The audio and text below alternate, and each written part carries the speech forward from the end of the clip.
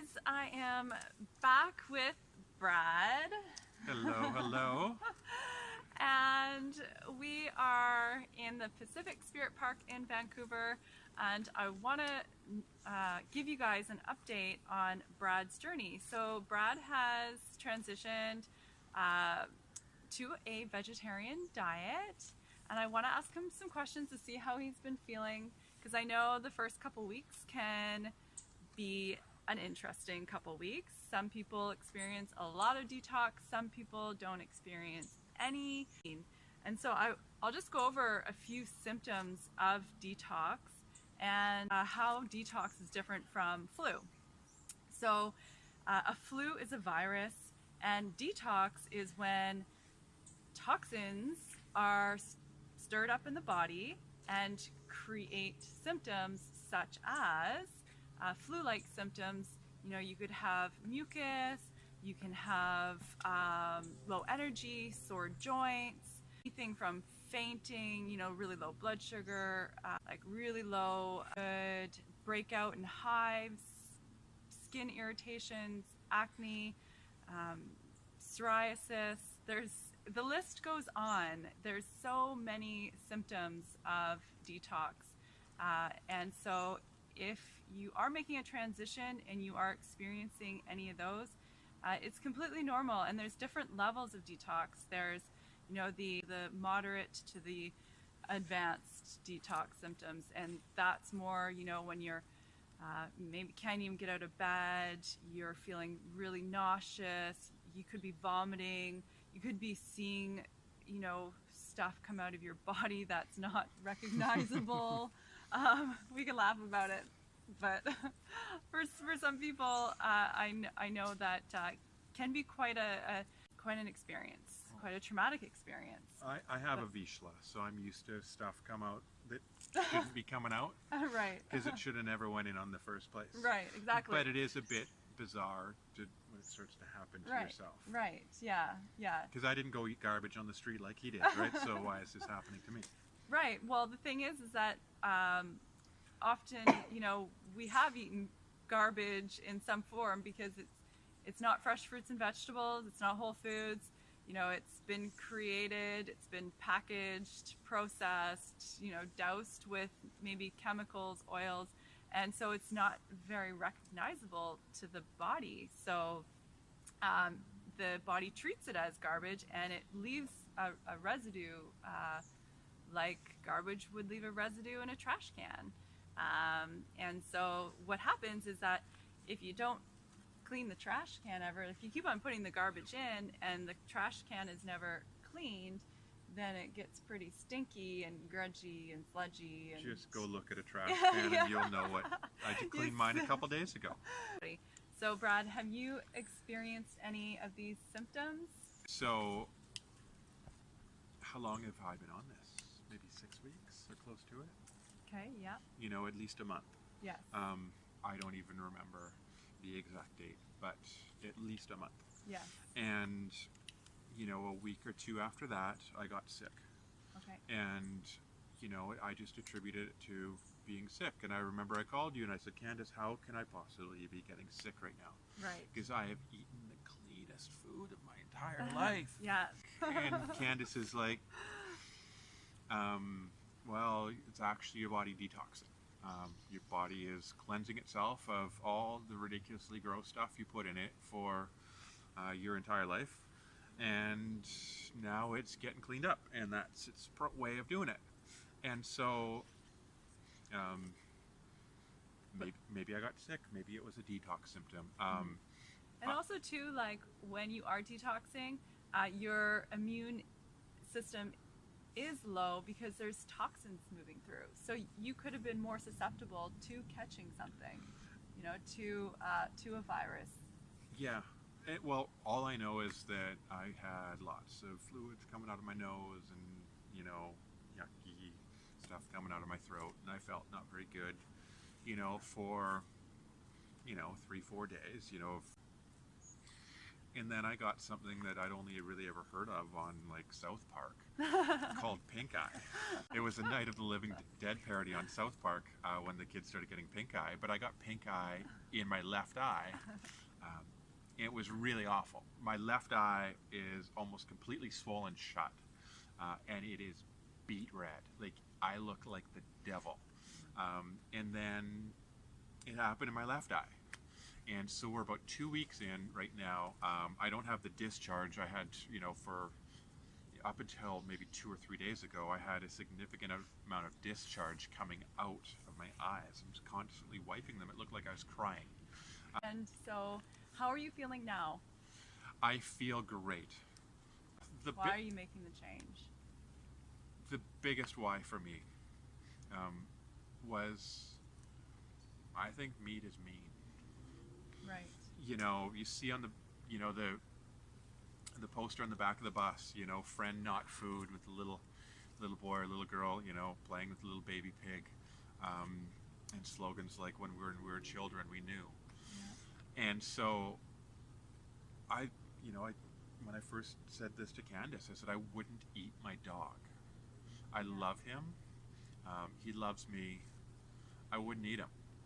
And a pig is smarter than he is. A cow is probably equally smart.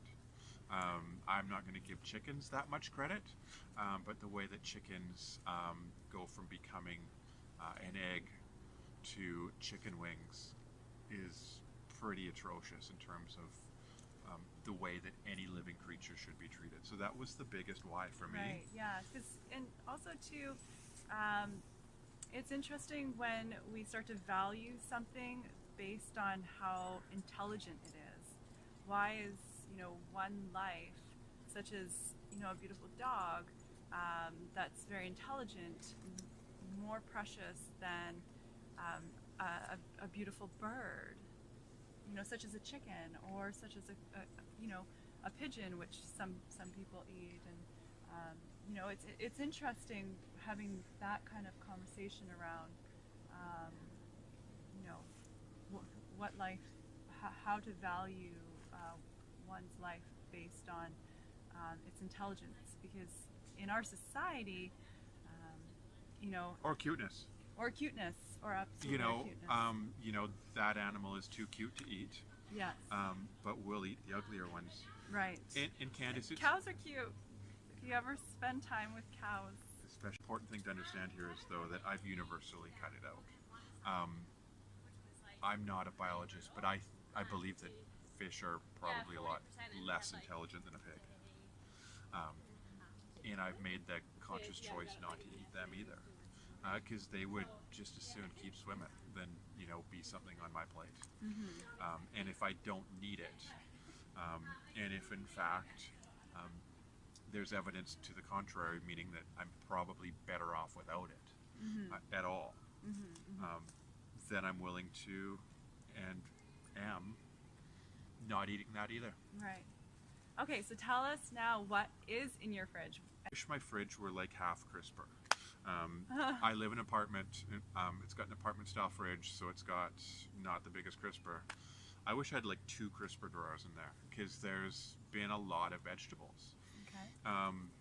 The farmer's market that I've been going to a couple of times, I carried home almost more vegetables than I could carry. Like, it's say it's a 10-minute walk back to where my apartment is. I am literally lugging and dragging these bags of vegetables. Okay. Because I've got radishes and the white turnip things that I didn't even know existed. Right. Until quite recently. Yeah. And every kind of leafy stuff. Maybe got some corn too. Carrots. The amount of carrots that I've eaten over the last month. Nice. Like, I've probably eaten 20 pounds of carrots. Wow. And can you tell if you look at the last video, he's got a little hint of orange, hint of carrot? Do I? No, not quite. Yeah, you kind of have a tan. I would say I'm curious to look at the last video and see. Okay. And so what kind of meals are you preparing? What are you bringing to work? So either a soup or salad. Okay. or sometimes a light version of both Mm-hmm. as the main thing. Yeah. And so if it's a salad, what it's going to be is some, kale, collards, um, spinach. Those Okay. are kind of the main three. There's been some other stuff I've got. I think I found some mustard that I didn't even realize that was a thing to eat. Cool. Yeah. At the farmer's market, you taught me about that. Yeah. Some pumpkin seeds, some sunflower seeds, and maybe like an apple or a pear in there, Mm-hmm. cut up, or maybe a tomato cut up.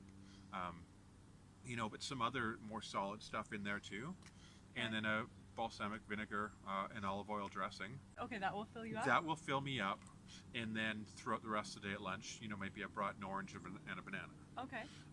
Or maybe it's a lighter salad and some soup. Yeah. Or maybe it's some soup. And by soup, I mean a completely plant-based soup. Really like a chowder with a bunch of stuff in there, and I'd used an almond milk for that. Oh, okay. Awesome. Yeah, I figured, if Donald Trump wants milk in our grocery store shelves, I'll drink the almond milk. The biggest emphasis is, Candace, is don't let myself get hungry. Yes. Don't get to the point where I am point. willing to sell out my soul Uh-huh. for some food.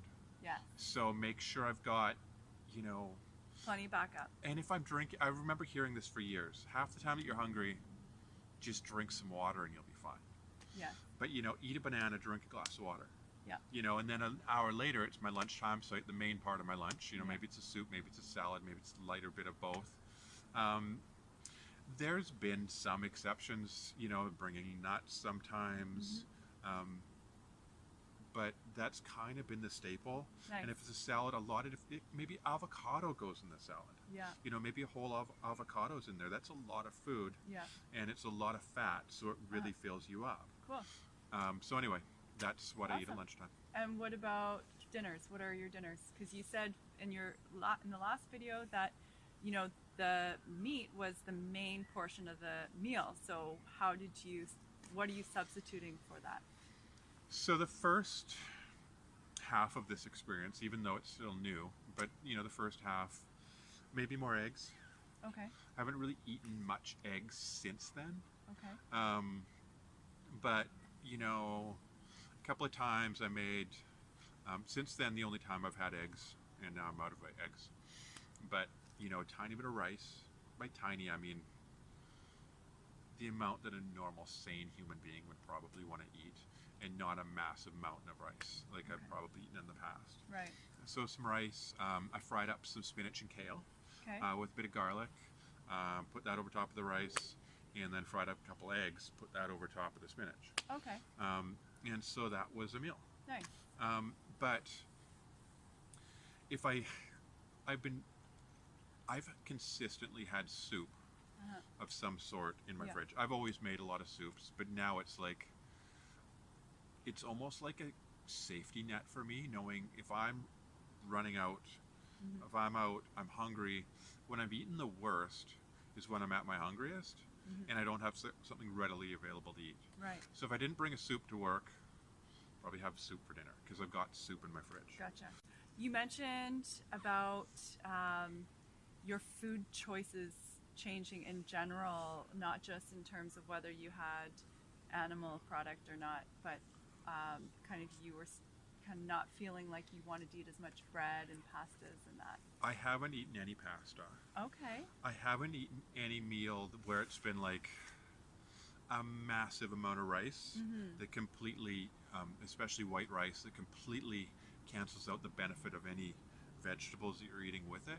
Think of like a stir fry, or think of like an Indian dish, with some chickpeas that maybe has a lot of good things in it.